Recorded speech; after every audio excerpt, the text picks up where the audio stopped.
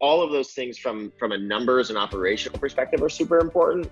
But the biggest thing is making sure that you're really clear with the team about what's the type of company we are, where do we want to be, where are we trying to go, what do we need to do to get there, and how everyone plays a role in that. And so that just means making sure that we as an organization are as accessible as possible. Welcome to Grow Think Tank. This is the one and only place where you will get insight from the founders and the CEOs of the fastest growing privately held companies. I am the host. My name is Gene Hammett. I help leaders and their teams navigate the defining moments of their growth. Are you ready to grow? Transparency. Transparency is a very common word, and you might even say it's a buzzword in today's world of leadership and culture. But how transparent are you as a leader? Are you willing to share the real business strategy with your team members, and not just your leadership team, but everyone in the company? Are you willing to be transparent enough to say that you don't know the answer to something? Are you willing to really have a sense of transparency that builds trust with the people in the organization and build a culture based on this type of transparency? Well, I believe this is one of the core elements of creating a place where people love to come to work. They feel connected to the mission and to the actually doing the work, and they really enjoy the leadership too. Now, that may be a big, bold statement there, but transparency is something that's very important, and today we're going to dive deep into it. I went out there and found someone that I feel like has a very good handle on this aspect of transparency and is doing a really great job within the company. I'm talking to John Laramie. He's the CEO of ProjectX. They started years ago, but in the last few years, they've just exploded. They were on the Inc. list. They were number 65 in 2018. Their growth rate was just phenomenal. But what is more important about this is they really value transparency as a core foundation or principle to that growth.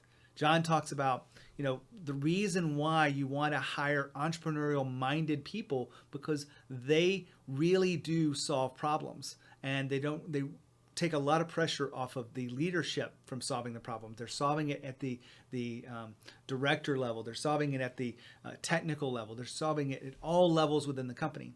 And this level of transparency is necessary to activate someone that has that entrepreneurial mindset, because they want the full understanding of how the company is growing and how they're growing as individuals. Thanks for tuning in here to Grow Think Tank. Really excited about sharing this with you. And before you run, I have done so many interviews in the last few weeks. I have such an exciting time to share with you that those interviews have been organized into the 12 core principles of fast growth companies. So all you have to do to get that is go to genehammett.com/worksheet. So you can get the 12 principles, and I've been able to go in there and find which episodes will align to each individual episode. When you subscribe to Grow Think Tank, you will find exactly what you need so that you can move forward. And many of them haven't been published yet, depending on when you're hearing this, but you can tune in to the date that means the most to you. So tune in to this episode here at Grow Think Tank. I'm really happy to share this with you. Now here's my interview with John. Hi, John. How are you? I'm great, Gene. How are you doing? I'm fantastic. Glad to have you here at the Grow Think Tank. I've already let our audience know a little bit about you and the company, but I'd love for them to hear it in your own words. So tell us about, kind of the reason why this company exists. Yeah, first off, thank you for having me on here and letting me be able to tell the story of our company. So I started the company a decade ago in the outdoor advertising space because I saw an opportunity to create massive efficiencies in the way the media was planned and bought and sold. And so back in about 2008, 2009, we started to build software for the media side of the community, the media owners, to make it easier for them to package and to sell their inventory to the buy side. And in doing that, we rolled up all the outdoor companies in the US across, all different formats, from bus shelters to billboards to, cinema to elevators to subway to airport, you name it, across all of the companies from Clear Channel to Outfront, Lamar, JC2Co, Intersection, and like 1,400 companies in the US. And once we did that, we saw this opportunity as we sat on top of all this inventory to take our software and develop it a step further and build a sort of front end to that, enabling media buying specialists to plan and buy across all of that network of inventory in a more efficient manner and start to automate a lot of the tasks that go behind how do you buy outdoor. And that really morphed for us as an organization, to really recognizing that, no matter the technology that we built, we saw an opportunity, frankly, to do it ourselves, and recognizing that the agencies that we were licensing the software to were not moving at the speed that we wanted them to move at, or adopting the change to their day-to-day through technology like we think they should. And so we launched ProjectX, our agency services division, in 2014. And that has scaled massively in the last couple of years and helped us get to number 65 on Inc.'s fastest growing companies in the US, and something we're incredibly proud of. So I'm glad to be able to be here today and talk a little bit about the story behind our success and the challenges and the way we think about running our company. Well, let's just dive in here, because we were talking last week about the importance of transparency as you've grown. So why is transparency important to a fast-growing company?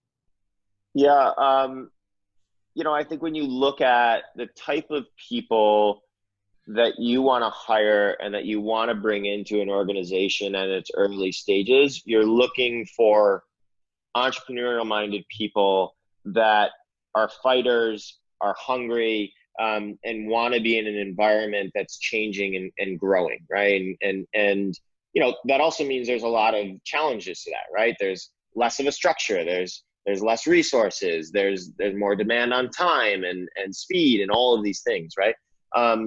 But what it means is I think at the end of the day, our job as an entrepreneur, as a CEO, is to make sure that you give people the autonomy to do what they do best and to help support them as much as they can. And part of that support is making sure that they understand how the business operates. And so we sort of like to say, we don't understand how people work at a company without understanding how the company works.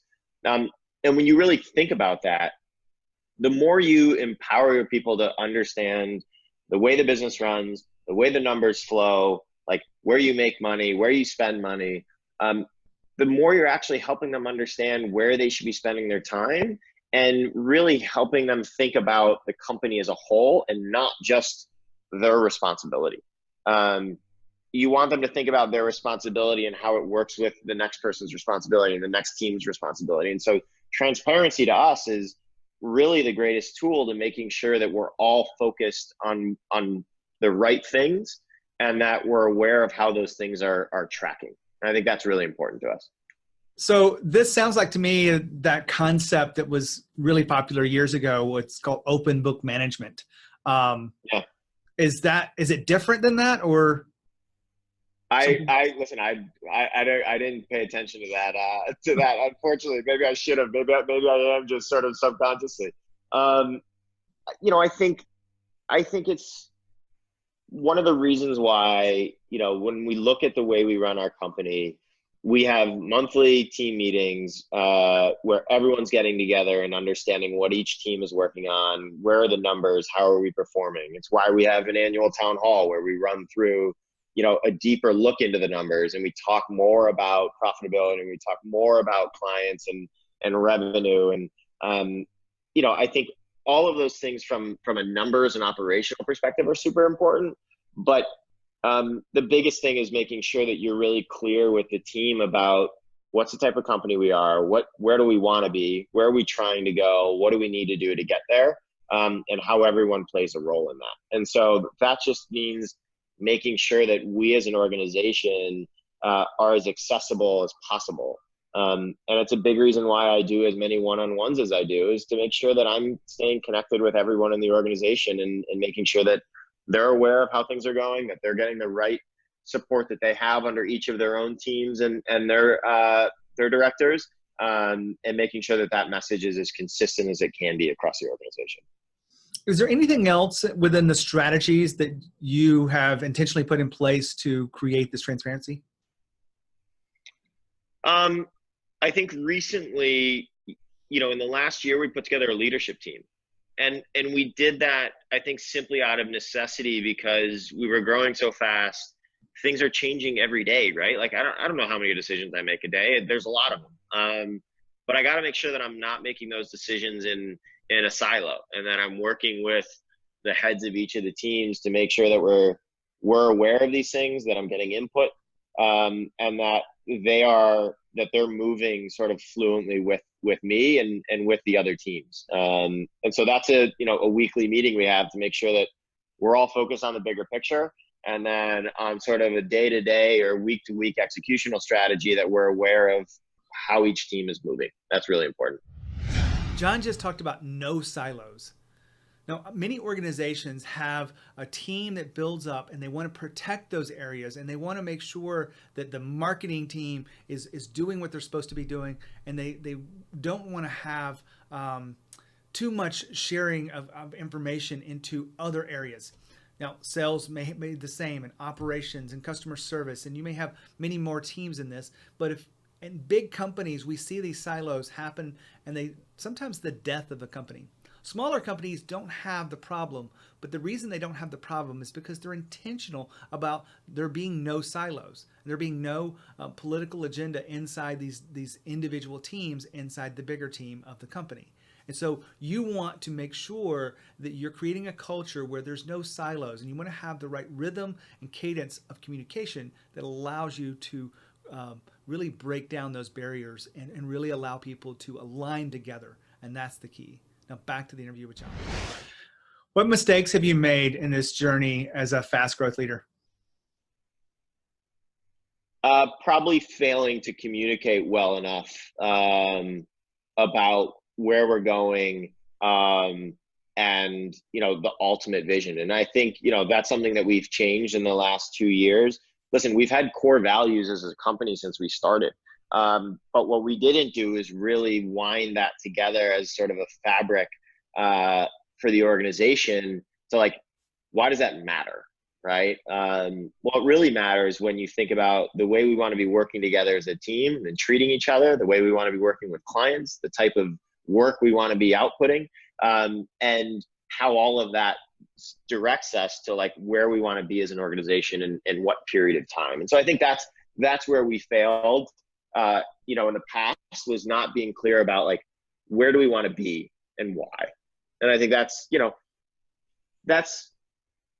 okay, because I think you're often figuring those things out. But I think what you have to be doing is telling people that we're trying to figure those things out, versus them being do they know where we're going? If they don't, that's okay. But tell us that we're trying to figure those things out. And I think those are, communication is critical. And that's something that, I don't think just comes from the top. I think communication comes from across the entire company, because you've got to be listening to everybody and understanding sort of the ideas that everyone is having, and making sure that that influences the strategy and the direction of what you're trying to do as an organization. Listening to everybody sounds like what every leader should be doing. Yeah. But I think there's something that plays in their mind, either they're too busy or, well, I know better. What do you think not necessarily for you, but what do you think gets in the way of leaders that don't listen enough to their people? I think ego is a big part of it. I think time certainly is one component. There's no question about that.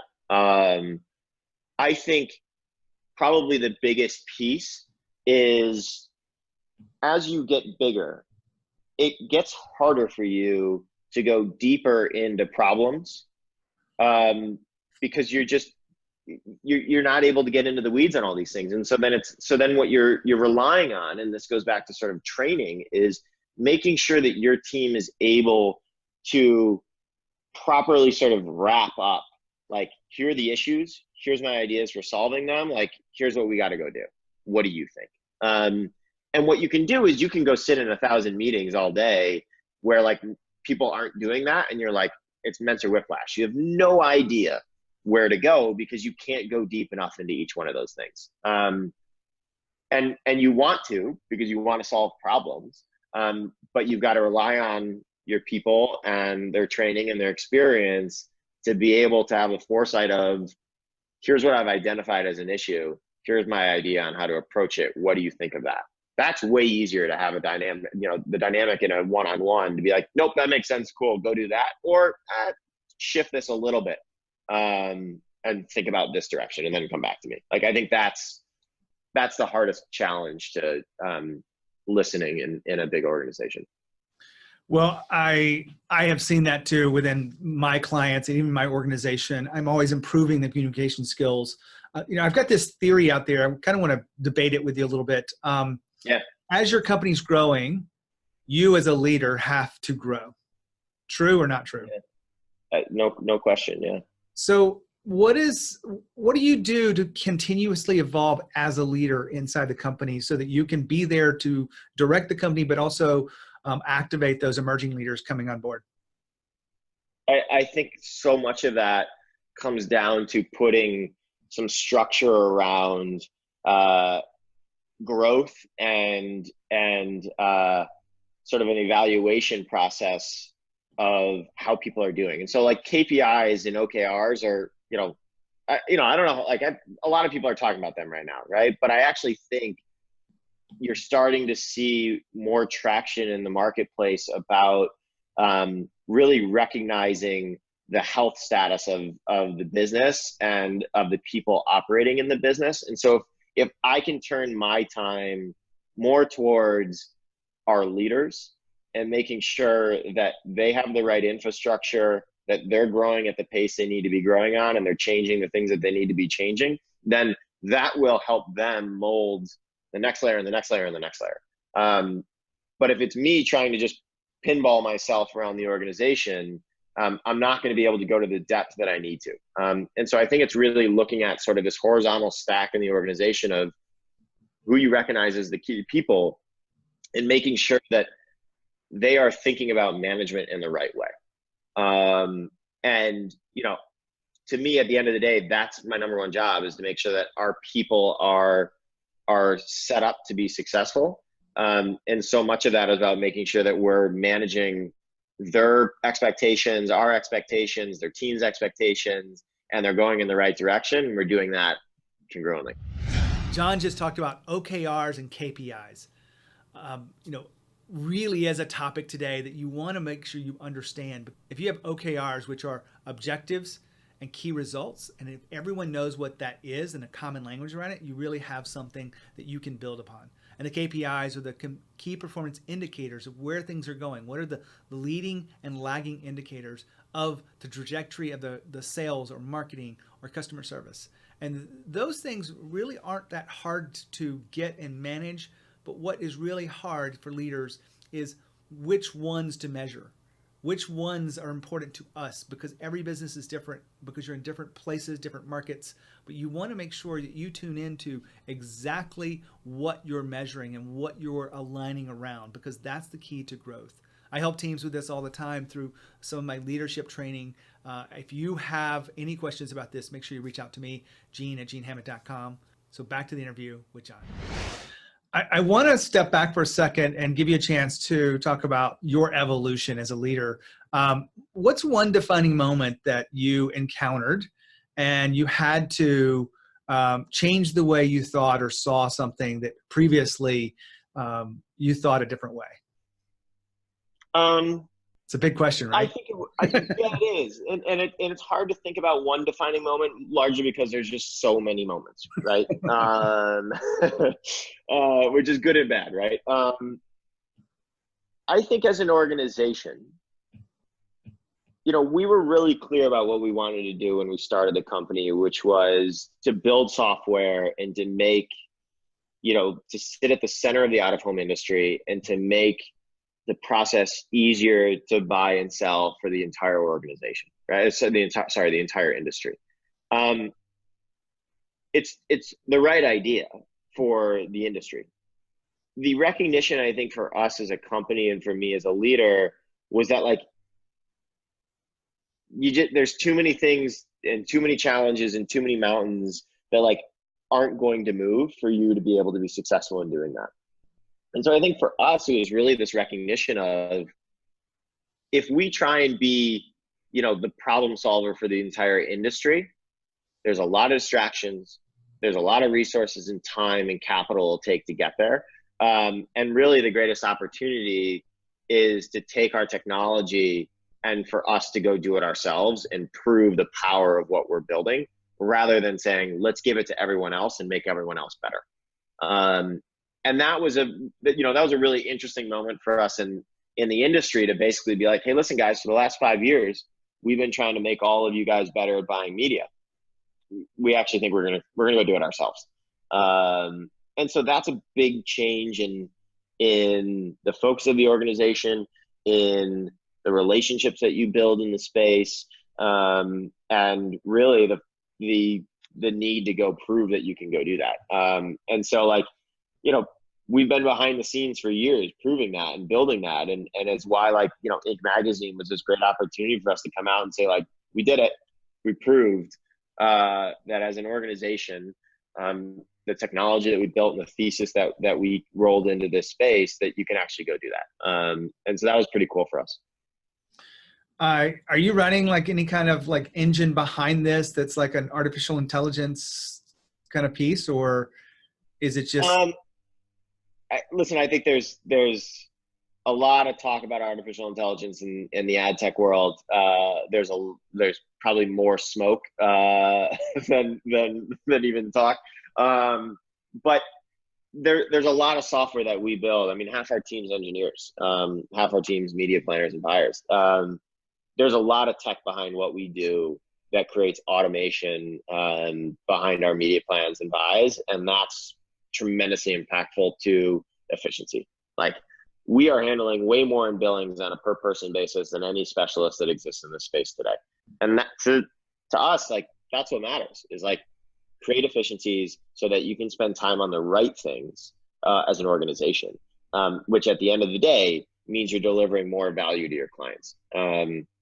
So, I look at companies that aren't using tech in this space, and the problems they must be dealing with, coupled with just the regular problems of running a company, that'll drown you. Like, you can't do that. So yeah, there's a bunch of tech that makes our jobs easier, which in turn delivers more value to the clients. Well, I want to go back to this other issue of transparency, because we talked about the kind of open books and showing people how the business really works. And I think it's very important. Is transparency playing in other areas, like the vulnerability that it takes to be a leader and engage other people? Are you thinking about that level of transparency in the company? What do you mean by the vulnerability? A lot of leaders think that they either have to have all the answers, they have to be perfect, they have to know how to move forward. I think evolved leaders, modern leaders today, are vulnerable enough to go, look, I don't know the answer to what we're going to do next, but I know that we're going to figure this out together, whatever it may be. So are you guys embracing as a team this open transparency in that respect? Yeah, because it goes back to that first point about the type of people you hire and entrepreneurs, and that they want to be involved in solving problems as well. And I think if you were running an organization, where you weren't hiring a bunch of entrepreneurs and these motivated people that want to be at the start of this organization, then yeah, it's probably easier to be like, I got to be the guy that answers everything. But you're actually going to lose sort of you're going to take away the motivation and the inspiration of your people if you're just dictating where everything needs to go. And like, we don't know all of the answers. We're learning all these things together, right? And so I think the best way is to make sure that you are vulnerable, and that you are in uncomfortable positions in decision making, because that's where you're going to learn the most about yourself. It's where you're going to learn the most about how you can be more comfortable the next time you face that decision. And so I actually love sitting in a meeting and say, guys, I have no clue what to do here. Like, please go dig into these areas. And maybe where I'm most helpful is saying, like, guys, here's where I think the things are that you should be looking at, in addition to what you guys are suggesting. Like, put all that together and then let's come back and have a conversation when you guys are ready. That's what's fun for me. Well, I feel like this is part of the whole element of modern leadership. I talk about it a lot through the interviews on the show. I help people through it when we talk about it Yeah. individually. It's the core of what I do. So I appreciate you being here, John, to share with us your story, your journey of fast growth, and Project X is exciting. Last question.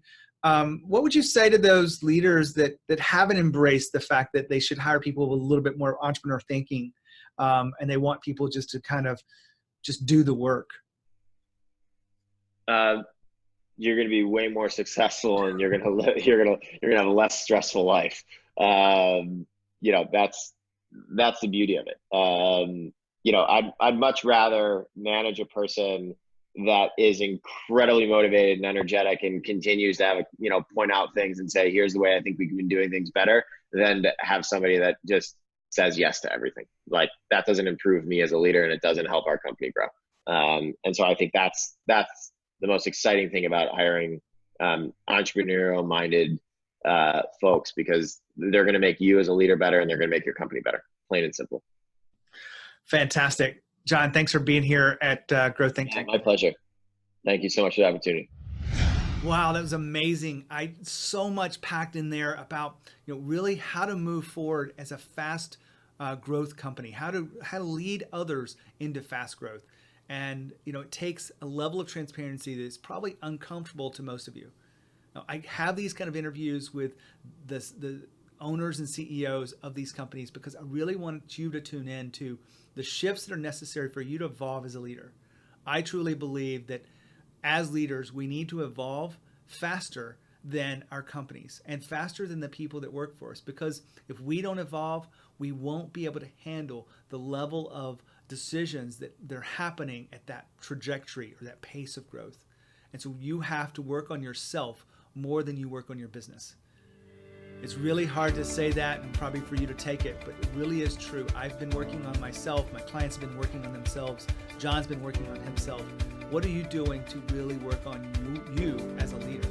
Well, if you have any questions about this, make sure you reach out to me, Gene, at genehammett.com. And if you want to keep following the podcast, make sure you subscribe. Just go to growththinktank.com and subscribe there. As always, lead with courage. We'll see you.